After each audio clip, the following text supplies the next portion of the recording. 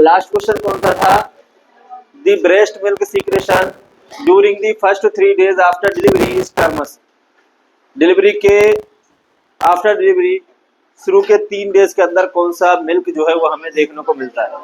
कौन सा देखने को मिलता है? तो मैं इसके बारे में आपको बताता हूँ, 3 मिल्क के बारे में आपको बताता हूँ कि CTM किससे याद रखते हैं हम? CTM किससे याद रखते हैं? CTM। C का मतलब होता है कोलेस्ट्रम। क्या मतलब होता है? कोलेस्ट्रम। और T का मतलब क्या होता है? ट्रांजिशनल। क्या होता है? ट्रांजिशनल। ठीक है। उसके बाद M का मतलब क्या होता है? Natural milk. कौन सा मिल्क? तो ये मिल्क जो है वो डिलीवरी के बाद हमें देखने को मिलता है। कोलेस्ट्रम जो है वो 1 से 3 दिन हमें देखने को मिलता है। कितना? 1 से 3 दिन हमें देखने को मिलता है। उसके बाद अगर ट्रांजिशनल की बात करें तो ये 4 से लेकर के कितना दिन देखने को मिलता है हमें? 4 से लेकर के 12 डेज। और उसके बाद 12 डेज के बाद कौन सा देखने को मिलता है हमें? Mature milk. कौन सा मिलता है? मैच्योर मिल्क हमें देखने को मिलता है। अब मैच्योर मिल्क जो है इसके अंदर भी 2 प्रकार होते हैं। एक तो कौन सा होता है? एक तो हिंड मिल्क, एक तो 4 मिल्क होता है। कौन सा होता है? 4 मिल्क। कौन सा होता है? 4 मिल्क। और दूसरा कौन सा होता है?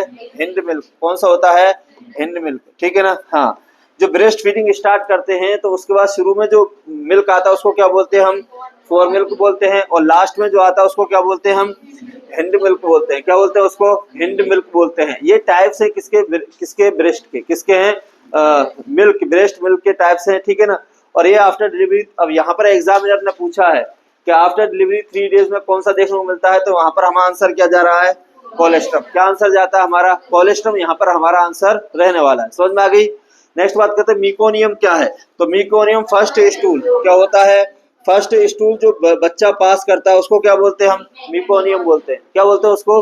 मीकोनियम। ठीक है ना? नेक्स्ट बात करते हैं वीनिंग क्या होता है। वीनिंग किसको बोलते हैं? ठीक है ना? क्या होता है? एडिशनल फूड जो हम बच्चे को ऐड करते हैं मिल्क के साथ। ठीक है ना? उसको क्या बोलते हैं हम? वीयरिंग बोलते, वीनिंग बोलते हैं। मेलेना किसको बोलते हैं? ठीक है ना? मेलेना अपर जीआई से जो ब्लीडिंग होती है। भाई ब्लीडिंग 2 प्रकार की होती है, एक लोअर जीआई से, एक क्या होती है? अपर जीआई से। अपर जीआई से जो ब्लीडिंग होती है, कहां से? अपर जीआई से जो ब्लीडिंग होती है उसको क्या बोला जाता है? मेलेना। ये क्या होती है? डार्क कलर की होती है। कैसी होती है ये? भाई ऊपर से होती है इसलिए कैसे कलर की होती है ये? डार्क कलर की होती है। ठीक है ना? और एक ब्लीडिंग होती है लोअर जीआई से। कहां से होती है? लोअर जीआई से होती है। उसको क्या बोलते हैं हम? हेमेटोचीजिया। क्या बोलते हैं उसको? हेमेटोचीजिया। क्या बोलते हैं उसको? हेमेटोचीजिया बोलते हैं। जो लोअर जीआई से ब्लीडिंग होती है और वो फ्रेश ब्लीडिंग होती है। कैसी ब्लीडिंग होती है? फ्रेश ब्लीडिंग हमें देखने को मिलती है। कैसी ब्लीडिंग? फ्रेश ब्लीडिंग जो है वो हमें देखने को मिलती है। ठीक है ना? तो ये सब क्वेश्चन हमने एक ही इस क्वेश्चन से डील किए हैं। ठीक है ना? हेमेटोचीजिया अपर जीआई से जो ब्लीडिंग होती है उसको बोलते हैं। ठीक है ना? और हेमेटोचीजिया लोअर जीआई से होती है, फ्रेश ब्लीडिंग होती है। फिस्टूला वगैरह में हमें ये ब्लीडिंग देखने को मिलती है हेमेटोचीजिया। कौन सी देखने को मिलती है? हेमेटोचीजिया। ठीक है ना? और अपर जीआई के अंदर होती है उसको क्या बोलते हैं हम? मेलेना। वीरिंग के बारे में आपको पता है। कोलेस्ट्रम हमारा आंसर यहाँ पर रहने वाला है। तो यहाँ पर हमारा आंसर क्या रहेगा? बी जो है वो हमारा आंसर रहेगा। समझ में आ गई बात? ठीक है। नेक्स्ट आगे चलें। ठीक है, चलो नेक्स्ट आगे चलते हैं। बताओ नेक्स्ट क्वेश्चन के बारे में। Mucus containing blood discharge from genital tract in newborn baby indicate. बताइए। म्यूकस कंटेनिंग ब्लड, ब्लड है, ब्लड के साथ क्या है? म्यूकस है। म्यूकस और ब्लड हमें देखने को मिल रहा है जेनिटल ट्रैक्ट से। कहां से? जेनिटल ट्रैक्ट से। न्यूबॉर्न बेबी किसके अंदर? न्यूबॉर्न बेबी के अंदर। उसको हम क्या बोलते हैं? क्या बोलते हैं उसको? Pseudo menstruation, hyphema, smegma, normal appearance. देखो नॉर्मल अपीयरेंस तो ये बिल्कुल नहीं है। नॉर्मल अपीयरेंस है क्या? अरे नॉर्मल अपीयरेंस तो यहाँ पर कुछ भी देखने को नहीं मिलता हमें। ठीक है ना? दूसरा अगर मैं स्मेग्मा की बात करूं, किसकी बात करूं मैं? स्मेग्मा की बात करूं तो एक जो बेबी है और उसके वहां से जेनिटल ट्रैक्ट से, कहां से? जेनिटल ट्रैक्ट से क्या होती है? डिस्चार्ज देखने को मिलता है। जेनिटल ट्रैक्ट से क्या देखने को मिले आपको? ओनली डिस्चार्ज आपको देखने को मिले। क्या देखने को मिले? जेनिटल ट्रैक्ट से अगर डिस्चार्ज आपको देखने को मिलता है उसको क्या बोलते हैं हम? स्मेग्मा। क्या बोलते हैं उसको? स्मेग्मा। ठीक है ना? दूसरा अगर बताए सूडो मेंस्ट्रुएशन किसको बोलते हैं? म्यूकस देखने को मिले। क्या देखने को मिले? म्यूकस प्लस उसके साथ क्या देखने को मिले आपको? ब्लीडिंग देखने को मिले। क्या देखने को मिले? म्यूकस प्लस ब्लीडिंग क्या है? बच्चे के अंदर जेनिटल ट्रैक्ट से आपको देखने को मिले। उसको क्या बोलते हैं हम? Pseudo menstruation. क्या बोलते हैं उसको? सूडो मेंस्ट्रुएशन बोलते हैं। तो यहाँ पर हमारा आंसर क्या रहने वाला है? सूडो मेंस्ट्रुएशन हमारा आंसर रहने वाला है। कौन सा आंसर रहने वाला है? Pseudo menstruation. समझ में आ गई बात? ठीक है, समझ में आ गया क्वेश्चन। ठीक है, स्मेग्मा याद रखना है, यहाँ पर नॉर्मल जेनेटल ट्रैक्ट से क्या होती है, सीक्रेशन होते हैं, उसको क्या बोलते हैं हम, स्मेग्मा। ठीक है, चलो नेक्स्ट क्वेश्चन की तरफ आगे बढ़ते हैं। बताइए, नॉर्मली सेफेलोहेमेटोमा डिसअपियरेट। तो देखो बर्थ इंजरी होती है, कुछ क्या होती है, बर्थ इंजरी होती है, बच्चे की जब डिलीवरी होती है ना तो कुछ इंजरी हमें देखने को मिलती है। तो दो मोस्ट कॉमन होती है यहाँ पर, जब सेफेलोहेमेटोमा आया तो हम बात करते हैं, एक होता है कौन सा, कैपुट सक्सीडूनम। कौन सा होता है, कैपुट सक्सीडूनम। कौन सा होता है, कैपुट सक्सीडूनम। और दूसरा क्या होता है, सेफेल हेमेटोमा। दूसरा क्या होता है, सेफेल हेमेटोमा। क्या होता है, सेफेल हेमेटोमा। अब देखिए इन दोनों में क्या फर्क है। ठीक है, दोनों के बारे में मैं आपको बता देता हूँ। सेफेल हेमेटोमा क्या होता है, कैपुट सक्सीडूनम क्या होता है।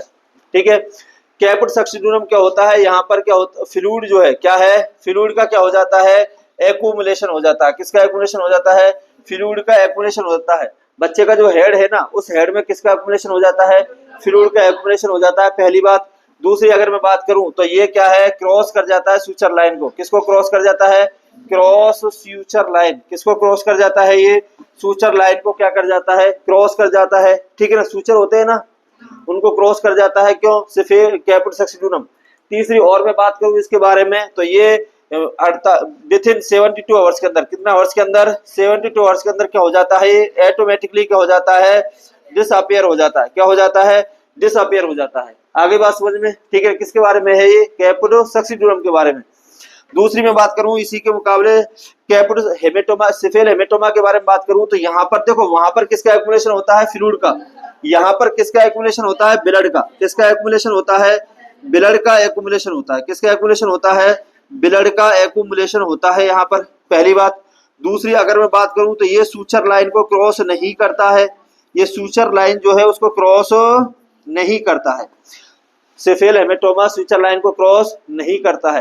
तीसरी में बात करूं तो ये जो है 5 से 7 वीक, कितना, 5 to 7 वीक में क्या हो जाता है, ये डिसअपियर हो जाता है। क्या हो जाता है, डिसअपियर हो जाता है। अगर नहीं होता है तो हमें इंसिजन लगा के इसको क्या करना पड़ता है, बाहर निकालना पड़ता है। ये दोनों के बारे में मैंने आपको बताया है, कैपुट सक्सीडूनम के बारे में और सेफेल हेमेटोमा के बारे में। आगे बात समझ में। अब यहाँ पर क्या पूछा गया है, नॉर्मली सेफेल हेमेटोमा डिसअपियर, कब डिसअपियर हो जाता है, सेफेल हेमेटोमा के बारे में पूछा गया है। तो हेमेटोमा कब हो जाता है, 5 से 7 वीक में। कब हो जाता है, 5 से 7 वीक में।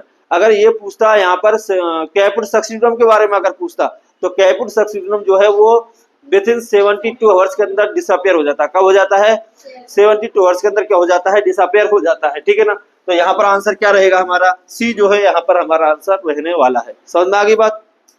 देखो पीडीएफ हमने शुरू से स्टार्ट किया है, हम आगे बढ़ते जा रहे हैं। ठीक है ना, हाँ कोई भी क्वेश्चन आपका ऐसा नहीं है जो छूट रहा है, सब क्वेश्चन लेकर के हम यहाँ पर चल रहे हैं। आप याद कर लोगे, कभी नहीं छूटोगे। ठीक है ना, टॉयलेट ट्रेनिंग ये क्वेश्चन हम कर चुके हैं। आगे बढ़ते हैं, कब कंप्लीट हो जाती है, तो इसका आंसर क्या आएगा, कब आएगा, 36। आप सबको याद है, आगे चले।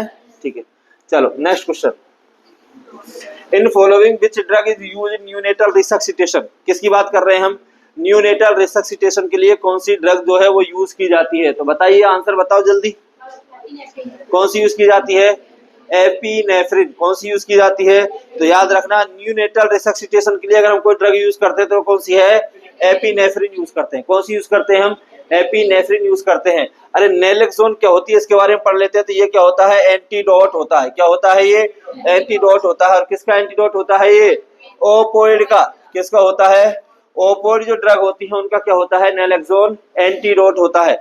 सोडियम बाइकार्बोनेट क्या होता है, इसके बारे में पता है क्या, नहीं है।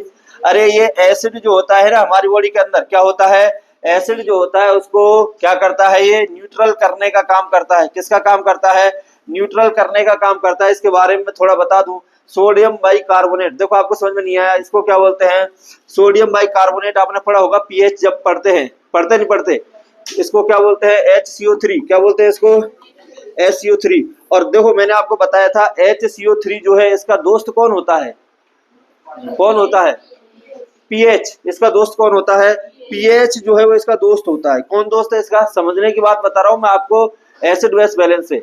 सोडियम बाई, देखो 3 चीज होती है, एक होता है पीएच, एक क्या होता है सोडियम बाइकार्बोनेट, और एक क्या होता है CO2। क्या होता है, CO2। जब हम पीएच के बारे में पढ़ते हैं बफर सिस्टम में पढ़ते हैं, तो वहां पर देखना है कि सोडियम बाइकार्बोनेट जो है ये किसका दोस्त होता है, पीएच का। क्या अगर सोडियम बाइकार्बोनेट कम होगा तो पीएच भी क्या होगा, कम होगा। आगे बात समझ में, अगर सोडियम बाइकार्बोनेट ज्यादा होगा तो पीएच भी क्या होगा, ज्यादा होगा। तो यहाँ पर यही है कि सोडियम बाइकार्बोनेट किस लिए यूज किया जाता है, तो अगर ये कम है, अगर ये कम है तो पीएच भी क्या रहेगा, कम रहेगा। तो कंडीशन क्या कहलाएगी, एसिडिक। क्या कहलाएगी, एसिडिक कहलाएगी। अगर इसका लेवल बढ़ेगा, अगर इसका लेवल क्या होगा, बढ़ेगा, तो पीएच भी क्या होगा, बढ़ेगा। तो पीएच एसिड से कैसा हो जाएगा, एल्कलाइन हो जाएगा। कैसा हो जाएगा, एल्कलाइन। आगे बात समझ में, कोई पूछे तो इसका CO2 से इसकी क्या है, तो CO2 से इसकी कभी नहीं बनती, इसका दुश्मन है। CO2 क्या है, इसका दुश्मन है, क्योंकि अगर ये कम होगा तो CO2 क्या है, बढ़ता है।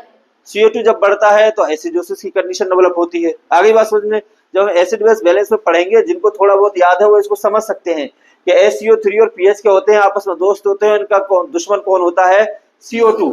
जब पीएच SCO3 कम होंगे तो CO2 क्या होगा, बढ़ेगा, और CO2 बढ़ेगा तो ये क्या होंगे, कम होंगे। ठीक है, हाँ। तो यहाँ पर हमारा आंसर क्या रहने वाला है, ये जो है हमारा आंसर रहने वाला है, ये एंटीडोट है किसका, ओपोइड का। और ये क्या होता है, न्यूट्रल करने में क्या करता है, हेल्प करता है। आगे चले, चलो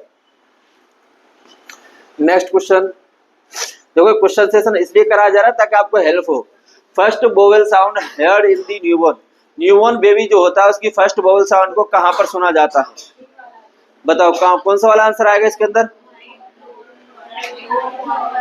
तो याद रखना, राइट कहां पर सुना जाता है, राइट लोअर क्वाड्रेंट में। कहां पर सुना जाता है, राइट लोअर क्वाड्रेंट जो बेबी का होता है वहां पर सुना जाता है बच्चे की फर्स्ट साउंड को। और कब सुना जाता है, 24 आवर्स के अंदर। बच्चा जो पैदा हुआ है उसके कितने टाइम बाद, 24 आवर्स के अंदर। कहां पर सुना जाता है, राइट लोअर क्वाड्रेंट के अंदर। कहां पर सुना जाता है, राइट लोअर क्वाड्रेंट के अंदर। आगे बात समझ में, तो फर्स्ट वोवेल साउंड कहां पर सुनी जाती है, राइट लोअर क्वाड्रेंट के अंदर सुनी जाती है। और कितने घंटे के अंदर, 24 आवर्स के अंदर। कहां पर, 24 आवर्स के अंदर सुनी जाती है। आगे समझ में, ठीक है। आगे चलें नेक्स्ट क्वेश्चन की तरफ, नेक्स्ट क्वेश्चन की तरफ आगे बढ़ते हैं। बताइए, in which age a baby can start to sit without support. बगैर सपोर्ट के कब बैठ जाता है, तो आपको पता है, इन सब के बारे में आपको पता है। सिट के बारे में पूछा है, तो बच्चा सपोर्ट के साथ कब बैठता है, 6 वीक पर और 8 वीक पर। देखो सपोर्ट के साथ कब बैठेगा, 6 वीक पर। कितने वीक पर, 6 वीक पर। और बगैर सपोर्ट के बैठता है 8 वीक पर। कितने वीक पर, 8 वीक पर। ठीक है ना, हाँ मंथ पर। कहाँ पर, मंथ, सॉरी, है ना, हाँ आप होशियार हो गए, चलो, है ना, 8 मंथ। ठीक है ना। उसके बाद बात करें तो 10 मंथ पर। कितने मंथ पर, 10 मंथ पर जो है वो बच्चा क्या है, सपोर्ट के साथ क्या हो जाता है, खड़ा हो जाता है। सपोर्ट के साथ क्या हो जाता है, खड़ा हो जाता है, स्टैंड हो जाता है। ठीक है ना। और 12 मंथ पर, कब, 12 मंथ पर बच्चा जो है विथ आउट सपोर्ट। कौन सा सपोर्ट, विथ आउट सपोर्ट बच्चा क्या हो जाता है, खड़ा हो जाता है। ठीक है ना। तो यहाँ पर पूछा है can start with sit without support, तो 8 मंथ। कितना मंथ पर, 8 मंथ यहाँ पर हमारा आंसर रहेगा। आगे समझ में, ये माइलस्टोन के क्वेश्चन बहुत इंपॉर्टेंट होते हैं, इतने पढ़ाए हैं कि आपको याद होने चाहिए। चलो नेक्स्ट क्वेश्चन क्या है, इन following which one is not occurs for heat production in unit. Heat production का कौन सा इनमें से नहीं है, हीट प्रोडक्शन का। ठीक है ना। तो देखो जब भी वेजो कंस्ट्रक्शन होगा तो बॉडी के लिए ज्यादा काम करना पड़ेगा, तो हीट का प्रोडक्शन यहाँ पर तो देखने को मिलेगा, वेजो कंस्ट्रक्शन में, फ्लेक्शन में भी देखने को मिलेगा। और ब्रेक डाउन ऑफ फैट होता है तब भी हीट का क्या होता है, प्रोडक्शन होता है। लेकिन शिवरिंग में कोई हीट आती है क्या, बच्चे को ठंडी लगती है, शिवरिंग में क्या होती है, ठंडी लगती है। ठीक है ना। तो यहाँ पर हीट का प्रोडक्शन नहीं होगा। बाकी की तीनों जो चीजें हमने पढ़ी है यहाँ पर क्या होता है, हीट का प्रोडक्शन हमें देखने को मिलता है। ठीक है। नेक्स्ट क्वेश्चन की तरफ आगे बढ़ते हैं। नेक्स्ट क्वेश्चन बताइए क्या है, vitamin K is prescribed for a neonate, a nurse prepare to administer the medication in which muscle site. Vitamin K का इंजेक्शन लगाते नहीं लगाते, पहले तो बताओ कब लगाते हैं, तो 8 बर्थ लगाते हैं। कब लगाते हैं, 8 बर्थ जो है वो किसका इंजेक्शन लगाते हैं, विटामिन के का इंजेक्शन लगाते हैं। और यहाँ पर पूछा है जब विटामिन के का इंजेक्शन जब 8 बर्थ आप लगाते हैं तो कौन सी साइट पर हम लगाते हैं, कौन सी साइट पर हम लगाते हैं। ठीक है ना। तो देखो पहले दूसरी बात करते हैं, विटामिन के का इंजेक्शन 8 बर्थ लगाते हैं, पहली बात। कौन से रूट से लगाते हैं? तो IM रूट से लगाते हैं। कौन से रूट से लगाते हैं? IM रूट से लगाते हैं। अब कहां पर लगाते हैं? तो लेटरल एस्पेक्ट ऑफ थाई पर लगाते हैं। कहां पर लगाते हैं? Lateral aspect of mid thigh, mid thigh, ठीक है ना। Lateral aspect of mid thigh पर लगाते हैं, ठीक है ना। उसको, उस साइड को क्या बोलते हैं? मसल्स को क्या बोलते हैं? बस्टस लेटरालिस। उस मसल्स को क्या बोलते हैं हम? बस्टस लेटरालिस बोलते हैं। क्या बोलते हैं? बस्टस लेटरालिस, ठीक है ना। यहाँ पर विटामिन के का इंजेक्शन लगाया जाता है, ठीक है ना। तो यहाँ पर यही पूछा है कि कौन सी साइट पर लगाया जाए, तो साइट कौन सी है? बस्टस लेटरालिस। कौन सी साइट होती है? बस्टस लेटरालिस। थोड़ा सा मैं और बता देता हूँ कि एक ईयर से कम के जो बच्चे होते हैं, 1 ईयर से कम के जो बच्चे होते हैं, उनके अंदर IM का जो इंजेक्शन है वो कहां पर लगाया जाता है? बस्टस लेटरालिस। कहां पर लगाया जाता है? बस्टस लेटरालिस साइट पर लगाया जाता है, ठीक है ना। अच्छा, 1 साल के बाद, किसके बाद? 1 ईयर के बाद मोस्ट कॉमन जो साइट होती है इंजेक्शन लगाने की, वो होती है डेल्टॉइड। कौन सी होती है? डेल्टॉइड। आगे बात समझ में? वह 1 साल के बाद कौन सी साइट होती है? 1 से 3 साल तक के जो बच्चे होते हैं, है ना, most common site IM injection की कौन सी होती है? डेल्टॉइड होती है। और अडल्ट के अंदर किसकी बात करें हम? अडल्ट के अंदर बात करें तो अडल्ट के अंदर IM इंजेक्शन की जो बेस्ट साइट होती है वो होती है ग्लूटियल मसल। कौन सी मसल होती है? Gluteal muscle. कौन सी मसल? Gluteal muscle. आगे बात समझ में, ठीक है ना। तो ये IM इंजेक्शन की साइट होती है। और याद रखना, IM इंजेक्शन जो है वो 90 डिग्री के एंगल पर लगता है। कितने डिग्री के एंगल पर? 90 डिग्री के एंगल पर लगता है, ठीक है ना। तो उसके बाद आता है सबकुटेनियस। कौन सा? सबकुटेनियस इंजेक्शन कितने डिग्री के एंगल पर लगता है? 45 डिग्री। कितने पर लगता है? 45 डिग्री। उसके बाद आता है IB, और IB कितने पर लगता है? 20 से 24 साइड पर लगता है, ठीक है ना। और बात करें कौन सा? इंट्राडर्मल। किसकी बात करें? इंट्राडर्मल की अगर बात करें तो ये लगता है आपका 15 डिग्री के एंगल पर। कितने डिग्री के एंगल पर? 15 डिग्री के एंगल पर क्या है, ये इंजेक्शन आपके लगते हैं, ठीक है। आपको ये सब साइड क्या होनी चाहिए? याद होनी चाहिए। तो यहाँ पर हमारा आंसर क्या रहेगा? बस्टस लेटरालिस। ये होती है 1 से 3 साल तक के बच्चों के लिए। कितने साल तक के बच्चों के लिए? 1 से 3 साल तक के बच्चों के लिए, ठीक है। तो क्वेश्चन सभी समझ में आए होंगे। आगे चलें। चल बताइए, नेक्स्ट क्वेश्चन क्या बोल रहा है? What is mechanism of action of phototherapy? Phototherapy का एक्शन कौन सा है? पहले तो ये सोचो, फोटोथेरेपी क्यों देते हैं? एक्शन खुद ही समझ में आ जाएगा। फोटोथेरेपी हमेशा ये दिया जाता है बच्चे के अंदर जब क्या होता है? बिलिरुबिन का लेवल बढ़ जाता है। किसका लेवल बढ़ जाता है? बिलिरुबिन का लेवल बढ़ जाता है तो क्या देते हैं? फोटोथेरेपी देते हैं, ठीक है। और फोटोथेरेपी क्या करती है? जो अनकंजुगेटेड बिलिरुबिन है उसको किसमें कन्वर्ट कर देती है? कंजुगेटेड के अंदर कन्वर्ट करती है और बॉडी से बाहर निकालने का काम करती है। आगे बात समझिए। फोटोथेरेपी के बारे में मैं आपको पहले भी बता चुका हूं कि फोटोथेरेपी के अंदर जो लाइट यूज की जाती है, क्या यूज की जाती है? लाइट यूज की जाती है। कौन से कलर की होती है? ब्लू कलर की होती है। अच्छा, बच्चे से कितना डिग्री, कितना दूर रखा जाता है? डिस्टेंस कितना रखा जाता है? 45 डिग्री। अगर इंच पूछ ले कितने इंच दूर रखा जाता है तो क्या जवाब आएगा आपका?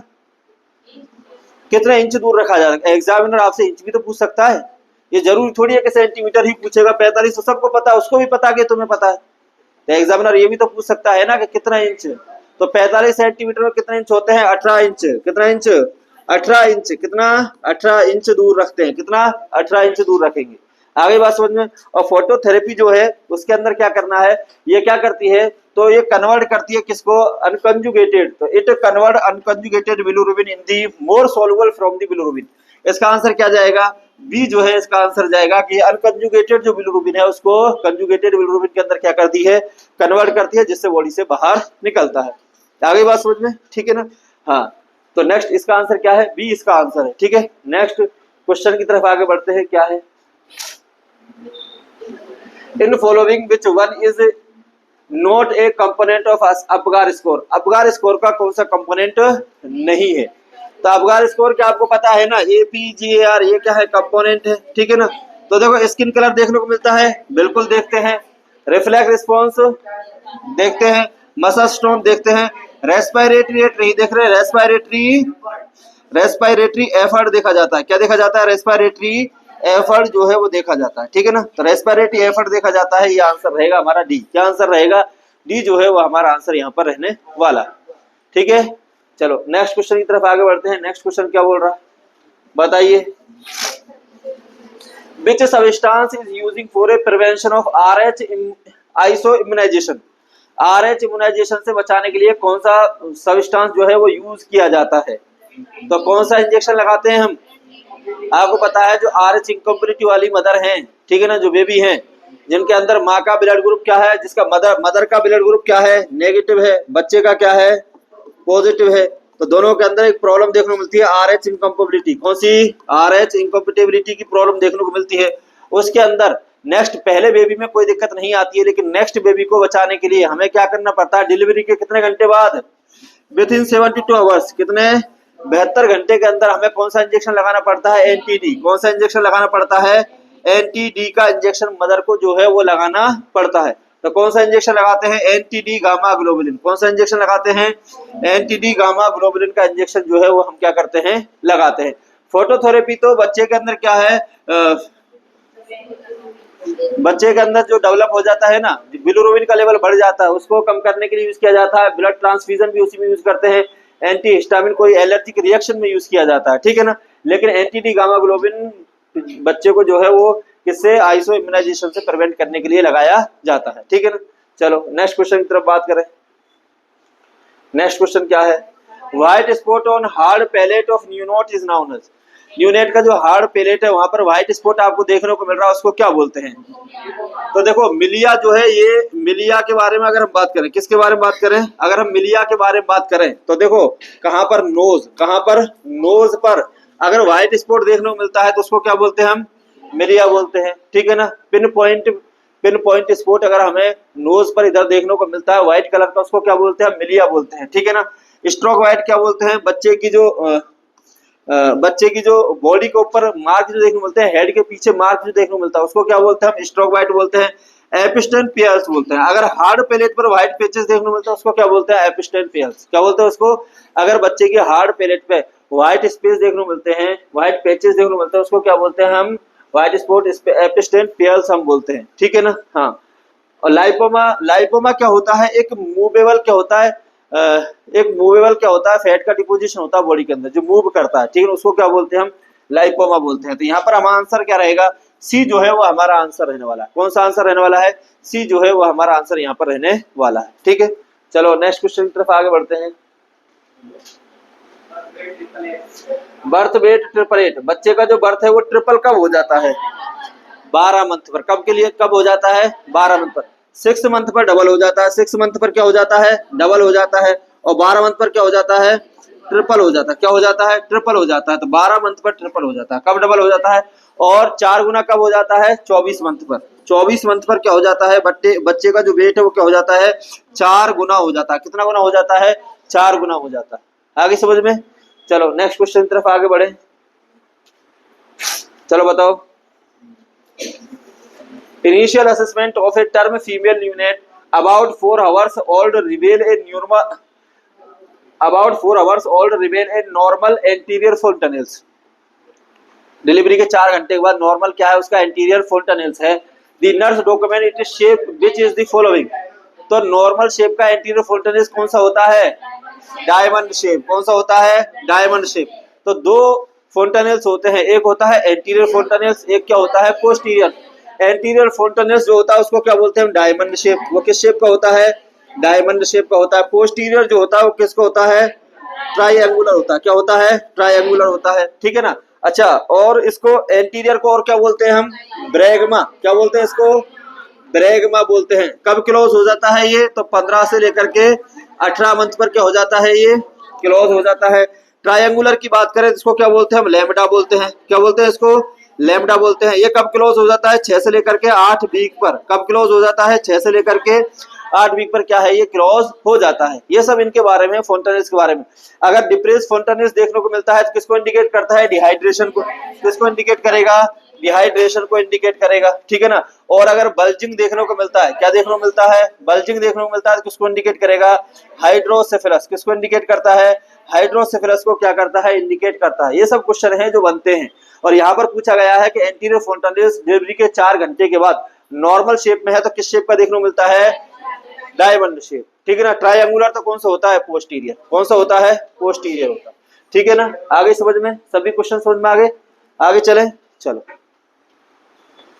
Next. In following which one is known as neonatal period. Neonatal period किसको बोलते हैं, ठीक है ना। तो देखो 1 से लेकर के 28 दिन का जो बेबी होता है उसको क्या बोलते हैं हम, न्यूनेट। क्या बोलते हैं उसको, न्यूनेट बोलते हैं, ठीक है ना। और 1 साल और 28 दिन से लेकर के 1 ईयर तक का होता है उसको क्या बोलते हैं हम, उसको क्या बोलते हैं हम, इन्फेंट बोलते हैं। क्या बोलते हैं उसको, इन्फेंट बोलते हैं, ठीक है ना। तो यहाँ पर पूछा गया 7 डेज ऑफ लाइफ, इसको बोलते हैं अर्ली न्यूनेट। क्या बोलते हैं इसको, ये 7 दिन के बच्चे को क्या बोलते हैं, अर्ली न्यूनेट बोलते हैं। और 21 दिन का कुछ नहीं होता, 28 दिन का जो होता है इसको क्या बोलते हैं हम, न्यूनेट बोलते हैं। क्या बोलते हैं इसको, न्यूनेट। 7 दिन का है उसको अर्ली न्यूनेट बोलते हैं, और 28 दिन का होता है 1 महीने का, उसको क्या बोलते हैं हम, न्यूनेट बोलते हैं। तो आंसर क्या जाएगा हमारा, सी जो है आंसर जाएगा कि न्यूनेट पीरियड कौन सा होता है, तो 28 दिन का होता है। आगे समझ में, ठीक है। चलो नेक्स्ट क्वेश्चन तरफ आगे बढ़े। 24 आवर्स आफ्टर सिजेरियन डिलीवरी। देखो डिलीवरी के, सिजेरियन डिलीवरी हुई है, कौन सी डिलीवरी हुई है, सिजेरियन डिलीवरी हुई है, और कितने घंटे हो गए हैं, 24 आवर्स हो गए हैं, ठीक है ना। और जो डिलीवरी हुई थी वो कितने वीक की हुई है, 30 वीक पर। डिलीवरी कब हुई थी, वो 30 वीक पर हुई थी। तो हमें बच्चे को क्या लगाना पड़ेगा, क्वेश्चन में थोड़ा चेंजेस है। तो बच्चे को हम क्या देते हैं, 30 वीक पर बच्चे की सिजेरियन सेक्शन से हमने डिलीवरी कराई है, तो बच्चे के अंदर क्या कौन सी चीज की जरूरत पड़ेगी हमें, सोमेटोट्रोपिन, सर्फेक्टेंट, टेस्टोस्टेरोन, प्रोजेस्टेरोन, इसकी जरूरत नहीं पड़ती, प्रेगनेंसी में पड़ती है, इसकी प्यूबर्टी के लिए पड़ती है, मेल के लिए। सर्फेक्टेंट की हमें लगाना पड़ेगा भाई, प्री मैच्योर जो बेबी पैदा हो जाता है, कौन सा बेबी, प्री मैच्योर बेबी जब भी पैदा होता है तो उसके लंग्स, अब बच्चा कब पैदा हो गया है, 30 वीक पर। 30 वीक पर बच्चा पैदा हुआ है तो उसके लंग्स क्या है, वो मैच्योर नहीं हुए। और जब बच्चे के लंग्स मैच्योर करने के लिए हमें क्या लगाना पड़ता है, सर्फेक्टेंट देने पड़ते हैं। क्या देने पड़ते हैं, सर्फेक्टेंट। और सर्फेक्टेंट के रूप में क्या देते हैं हम बाहर से, बीटा मैथासोन का इंजेक्शन। कौन सा इंजेक्शन, बीटा जो मैथासोन है उसका क्या लगाते हैं हम, इंजेक्शन लगाते हैं, ठीक है ना। स्टेरॉइड देते हैं, ठीक है ना। तो सर्फेक्टेंट यूज किए जाते हैं। अगर प्री मैच्योर बेबी है तो उसको क्या देते हैं हम, सर्फेक्टेंट यूज करते हैं बच्चे के लंग्स को मैच्योर करने के लिए, ताकि बच्चा जो है, बच्चे की डेथ ना हो जाए, किसकी वजह से, रेस्पिरेटरी डिस्ट्रेस की वजह से। आगे बात समझ में, ठीक है। चलो नेक्स्ट क्वेश्चन की तरफ आगे बढ़े। बताइए correct order of suction during neonatal resuscitation, ठीक है ना। सक्शन करने का करेक्ट ऑर्डर क्या है, तो पहले हमें कहां पर करना है, तो देखो सक्शन करने के लिए पहले हम कहां पर करते हैं, माउथ में। सक्शन पहले कहां पर करते हैं हम, माउथ में करते हैं, देन किस में करते हैं हम, नोज के अंदर। इसका कारण है कि अगर आपने पहले नोज के अंदर किया, तो अगर नोज के अंदर पहले किया है तो जो सीक्रेशन बच्चे के माउथ के अंदर है वो कहां चले जाएंगे, लंग्स में, और बच्चा क्या कर देगा, एस्पिरेट कर देगा। क्या कर देगा, एस्पिरेट कर देगा। तो ये यूज नहीं होता, पहले माउथ में करते हैं, देन किस में करते हैं हम, नोज में करते हैं। आगे बात समझ में। और एक और पूछा है यहाँ पर, माउथ, नोज और ट्रेकिया। हाँ, तो यहाँ पर आंसर क्या जाएगा हमारा, एक और लिखा है ना, तो माउथ, नोज और ट्रेकिया, तो यह आंसर जाएगा माउथ, नोज, देन ट्रेकिया। ये आंसर रहेगा हमारा सी। कौन सा आंसर रहेगा, सी जो है यहाँ पर हमारा आंसर रहेगा। सक्शन प्रेशर के बारे में मैं आपको पहले ही बता चुका हूँ कि अगर प्री टर्म बेबी है, कौन सा बेबी है, प्री टर्म बेबी है, तो उसको कितना प्रेशर देंगे हम, 40 से 60, ठीक है ना। और टर्म है तो कितना प्रेशर रखते हैं हम, 60 से 80। और अगर चिल्ड्रन है तो कितना रखते हैं हम, 80 से 100 प्रेशर रखते हैं। और अडल्ट में कितना रखते हैं हम, 100 से 120। आगे बात समझ में, ये सक्शन का प्रेशर रखते हैं, ठीक है ना। सक्शन कभी भी 10 सेकंड से ज्यादा नहीं करना है, कि note more than 10 second. Note एक टाइम में नोट मोर देन 10 सेकंड से ज्यादा नहीं करना है, पहली बात। दूसरा ये रहता है, जब भी आप सक्शन करोगे तो 100% क्या दोगे, 100% क्या देना, हमें ऑक्सीजन देना है। क्या देना है, ऑक्सीजन पेशेंट को पहले देना होता है। आगे बात समझ में, ये सब चीजें क्या है हमें याद रखनी है सक्शन से पहले, ठीक है। तो आंसर क्या जाएगा, सी जो है वो यहाँ पर हमारा आंसर रहने वाला है। आगे चले, चलो बताओ। अबगार स्कोर हमने चेक किया किसी का, और कितना देखने को मिल रहा है हमें, अबगार स्कोर कितना देखने को मिल रहा है हमें, 3 देखने को मिल रहा है। कितना देखने को मिल रहा है हमें, 3 देखने को मिल रहा है। 8 1 टाइम, 1 मिनट पर किया है हमने, तो इंडिकेट किसको करता है, तो हमने पहले ही बात की है। देखो एक अबगार स्कोर होता है 1 से लेकर के 3, एक स्कोर कितना है 1 से 3, एक होता है 4 से 7, और एक होता है 8 से 10। 8 से 10 जिस बच्चे का अबगार स्कोर आए वो कौन सी कंडीशन कहलाती है, नॉर्मल। कौन सी कंडीशन कहलाती है, नॉर्मल कंडीशन कहलाती है, ठीक है ना। अच्छा, जिसका 4 से 7 आता है वो क्या होता है, माइल्ड डिप्रेशन। क्या आता है वो, माइल्ड डिप्रेशन के अंदर आता है। किसके अंदर आता है, माइल्ड डिप्रेशन के अंदर आता है। और जिसका 1 से 3 होता है वो क्या होता है, सीवियर डिप्रेशन। क्या होता है वो, सीवियर डिप्रेशन कहलाता है, ठीक है ना। तो यहाँ पर आंसर क्या है, जिसका 3 है तो किसके अंदर आएगा वो, सीवियर डिप्रेशन के अंदर। किसके अंदर आएगा, सीवियर डिप्रेशन के अंदर आएगा। आ गई बात समझ में। अगर 1 से 3 आता है किसी का स्कोर तो उसको हमें क्या करना पड़ेगा, रिसक्सिटेशन करना पड़ेगा। क्या करना पड़ेगा, रिसक्सिटेशन करना पड़ेगा, नीड अगर पूछी जाए। और 4 से 7 आता है क्या करते हैं हम, ऑक्सीजन लगाएंगे। क्या करेंगे, ऑक्सीजन लगाएंगे। और अगर 8 से 10 आता है क्या करेंगे हम, नॉर्मल केयर करेंगे। क्या करेंगे हम, नॉर्मल केयर जो है बच्चे की वो करेंगे। आ गई बात समझ में, ठीक है ना। नेक्स्ट आगे चले, चलो। तो यहाँ पर आंसर क्या है हमारा, सी। चलो नेक्स्ट क्वेश्चन तरफ आगे बढ़ते हैं। बताइए, normal heart rate of neonate. Neonate जो बेबी होता है उसकी नॉर्मल हार्ट रेट कितनी होती है 120 से 140, ठीक है ना। तो नॉर्मल की अगर हम बात करें तो नॉर्मल जो हार्ट रेट होती है बच्चे की होती है 120 से लेकर के 160। कितनी होती है नॉर्मल, 120 से लेकर के 160 जो है बच्चे क्या रहती है, हार्ट रेट रहती है। अगर एक पूछा जाए तो क्या जवाब जाएगा आपका, 140। क्या जवाब जाएगा आपका, 140 आपका आंसर यहाँ पर जाने वाला है, ठीक है ना। तो यहाँ पर अगर हम आंसर बताए तो 60 से 80 नहीं, 80 से 100 नहीं, 100 से 120 नहीं, 120 से 140। तो यहाँ पर क्या आंसर जाएगा हमारा, डी जो है वो हमारा यहाँ पर आंसर रहेगा। क्या रहेगा, डी यहाँ पर हमारा आंसर रहने वाला है, ठीक है ना। हाँ नेक्स्ट बताइए, A nurse is the clinic assess that a 4-day-old neonate who was born at home has a purulent discharge from the eye.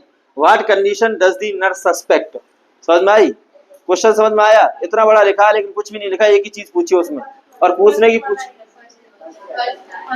Clinical assess किया है, 4 डे हो गए बच्चे को। कितने दिन का बच्चा है, 4 दिन का बच्चा है। पैदा कहाँ पर हुआ है, घर पर। कहाँ पर पैदा हुआ है, घर पर पैदा हुआ है। और उसकी प्रूलेंट डिस्चार्ज देखने को मिल रहा है। कहाँ से देखने को मिल रहा है आपको, आई से। कहाँ से देखने को मिल रहा है आपको, आई से प्रूलेंट डिस्चार्ज देखने को मिल रहा है। व्हाट कंडीशन, नर्स क्या बोलेगी। तो अगर प्रूलेंट डिस्चार्ज है उसको क्या बोलते हैं हम, क्लेमाइडिया ट्राइकोमेटिस इन्फेक्शन। कौन सा इन्फेक्शन है बच्चे के अंदर, क्लेमाइडिया ट्राइकोमेटिस वाला इन्फेक्शन जो बच्चे के अंदर है वो देखने को मिल रहा है। ह्यूमन इम्यूनोडेफिशिएंसी वायरस HIV का क्या मतलब है यहाँ पर, ठीक है ना। HIV में ऐसा कुछ नहीं है, रेटिनोपैथी नहीं है, आफ्टर बर्थ नहीं है। आंसर एक ही बन रहा है यहाँ पर, वो कौन सा है, एक क्लाइमाइडिया ट्राइकोमेटिस। न्यूनेटल के अंदर क्या होता है, ये इन्फेक्शन होता है एट बर्थ, ठीक है। चलो नेक्स्ट क्वेश्चन की तरफ आगे बढ़े। नेक्स्ट क्वेश्चन क्या बोल रहा है, अभी बताया था मैंने, a baby is considered normal if Apgar score is. कितना अबगार स्कोर आएगा बच्चे को हम नॉर्मल मानेंगे, तो कितना मानेंगे हम, मोर देन 8। बताओ क्या आंसर है इसका।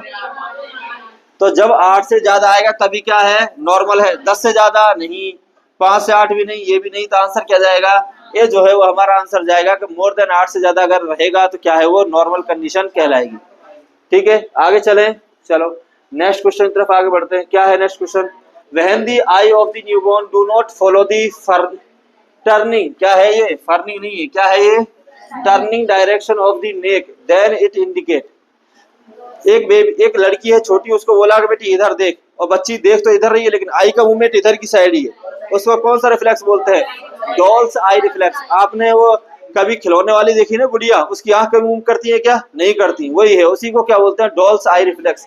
क्या बोलते हैं उसको, डॉल्स आई रिफ्लेक्स। क्या बोलेंगे उसको, डॉल्स आई रिफ्लेक्स बोलेंगे। मोरो रिफ्लेक्स जो है ये नहीं है, इसको सी शेप्ड रिफ्लेक्स भी बोलते हैं। क्या बोलते हैं इसको, सी शेप्ड बोलते हैं, ठीक है ना। गेगे रिफ्लेक्स किसको बोला जाता है, गेगिंग रिफ्लेक्स किसको बोलते हैं, अरे गेगिंग रिफ्लेक्स किसको बोलते हैं,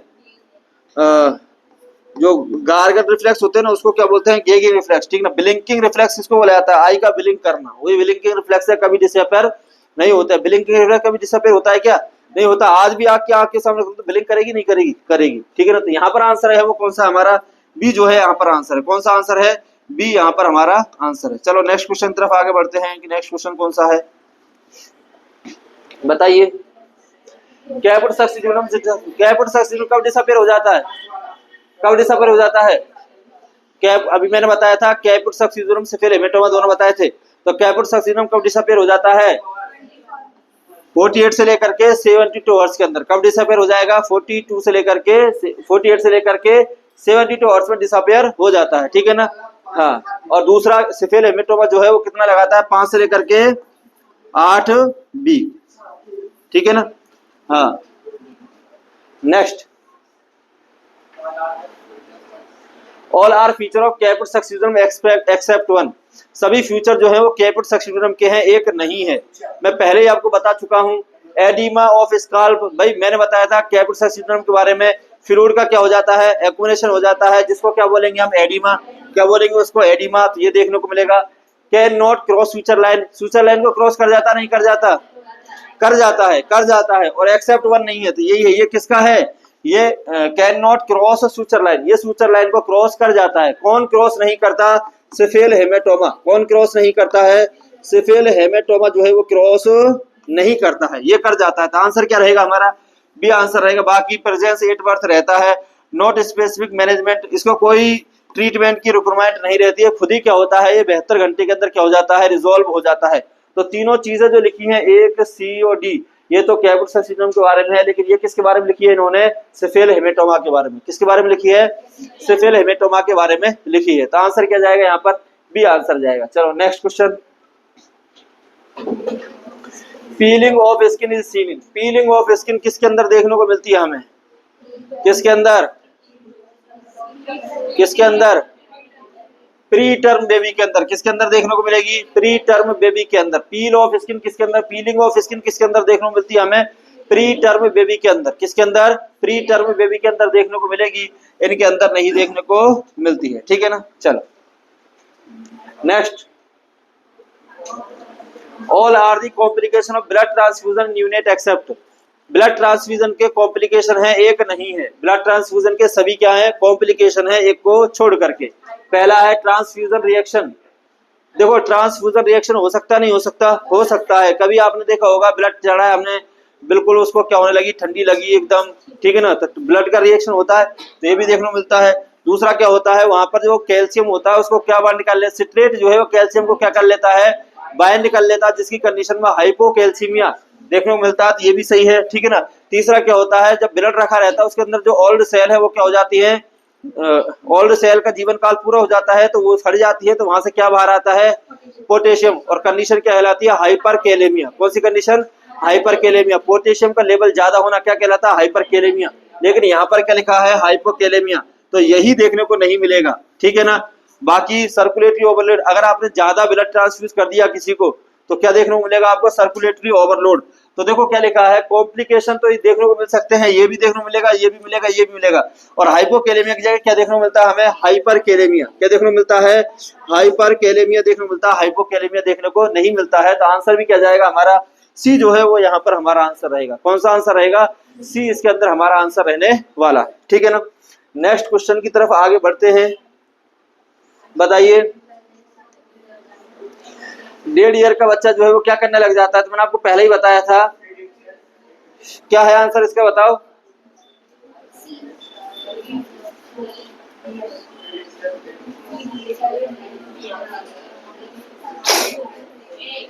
वो ये तो 12 महीने का बच्चा करता है। कितने महीने का बच्चा करता है, ये 12 महीने का बच्चा करता है। ये भी 3-4 साल का बच्चा करता है। आंसर, बच्चा जो कप के साथ 12 मंथ पर पीने लग जाता है, ठीक है ना। आंसर क्या जाएगा, बी आंसर जाएगा। क्या आंसर जाएगा, feed himself A drink from A cup. बच्चा कप से 12 महीने पर पीने लग जाता है और चम्मच से 15 महीने पर। आगे बात समझ में, तुमसे ज्यादा मुझे पता है ना। बच्चा 12 महीने पर कप से पीने लग जाता है और 15 महीने पर चम्मच से पीने लग जाता है, ठीक है। हाँ चलो नेक्स्ट, ये आपको पता है। Next, a newborn is admitted to the NICU। एक बच्चा है जो किसमें एडमिट है, NICU के अंदर। किसके अंदर, NICU की फुल फॉर्म क्या है, अरे एन का तो बताओ, यूनिटर इंटेंसिव केयर यूनिट। विच कोरोनल अट्रेसिया, कोएनल अट्रेसिया, क्या हुआ बच्चे को, कोएनल अट्रेसिया हुआ है। Which part of the baby is affected, बच्चे का कौन सा पार्ट अफेक्ट हुआ है, रेक्टम, नेजोफेरिंक्स, इंटेस्टाइनल ट्रैक्ट, लैरिंजोफेरिंक्स। क्या आंसर जाएगा, क्या आंसर जाएगा, नेजोफेरिंक्स। क्या अफेक्ट हो जाता है, नेजोफेरिंक्स। कौन सा पार्ट अफेक्ट होता है, कोएनल अट्रेसिया के अंदर बच्चे का नेजोफेरिंक्स वाला पार्ट है वो क्या हो जाता है, अफेक्ट होता है। किसके अंदर, कोएनल अट्रेसिया के अंदर। आगे बात समझ में, नेजोफेरिंक्स। चलो नेक्स्ट क्वेश्चन की तरफ आगे बढ़ते हैं। Most common cause of neonatal septicaemia in India is, India के अंदर मोस्ट कॉमन कॉज क्या है न्यूनेटल सेप्टिसीमिया का, स्ट्रेप्टोकोकस। कम्युनिटी क्या है, स्ट्रेप्टोकोकस, इकोलाई, क्लेबिसेला, स्टेफाइलोकोकस। क्या है आंसर, आंसर क्या जाएगा यहाँ पर, क्लेबिसेला। क्या है, क्लेबिसेला का आंसर क्या जाएगा, क्लेबिसेला। ठीक है ना। क्या आंसर आ जाएगा यहाँ पर, क्लेबिसेला जो है वो हमारा यहाँ पर आंसर रहने वाला है। ठीक है, चलो सेप्टिसीमिया यही करता है। Next, the specific feature of cephalhematoma is, cephalhematoma का क्या फीचर है।